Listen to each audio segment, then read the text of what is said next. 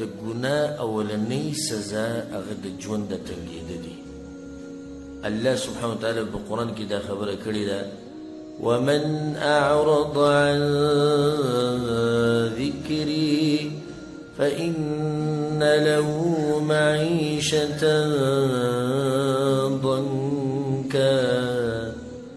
ومن أعرض عن ذكري چاچی مخوال زما د دین نه، ذکر کې ټول دین نه راوي، په ګناهونو کې اخته شو، د الله په نافرمانیانو کې اخته شو. فإن له معيشة ضنكا، لوی ژوند یې تنګ شي، ژوند زړه یې تنګ شي، زړه یې خفه شي، ژوند کې خوند نه وي. دا خو صرف په دنیا کې، د آخرت کې ونحشره يوم القيامة أعمى، د قیامت په ورځ الله دې سره پاسې جوړونی. قال رب لما حشرتني أعمى، یا الله وی ولې جوړون را پاسوله، وقد كنت بصيرا، او ما خو په دنیا کې غټ غټ سترګې وې، د هر څه مې پې لیدو.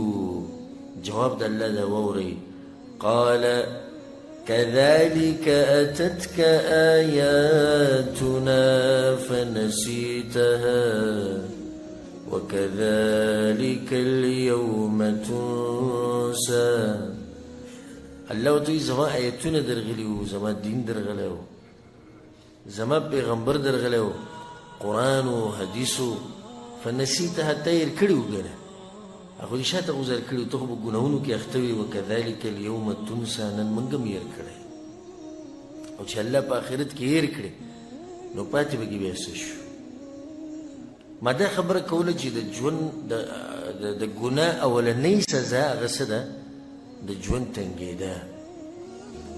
عبادت ته به دې زړه نه کېږي، ځکه چې عبادت ته نږدې کوي الله ته. نو دا بنده چې په ګناهونو کې اخته دی، په دې عبادت کې خوند نه وي. بل دا چې د عبادت توفیق ورته نه میلاویږي. اوس دلته د ملګري راغلي دي پروګرام نه، د لرې لرې نه بعض ملګري راغلي دي د بحرین نه، د بل ملک نه، بعض ملګري راغلي دي د ریاض نه، بعض ملګري راغلي دي د مدینې د خوا و شا نه، بعض د بل ځای نه. څه وجه ده چې په دې جوبیل دمام کې به داسې پښتانه ډېري چې هغه دې پروګرام له نه دي راغلي، دی د هغه ځای نه راځي. وجه دا ده دې انسان د عبادت خوند موندلی دی. هغه انسان چې نش راځي او خوا کې دی، دې ګناهونو دې حل ته رسولی دی چې د عبادت وله خوند نه ورکوي. هغې به ته زه د قرآن نه یو دلیل وښیم، بس یو.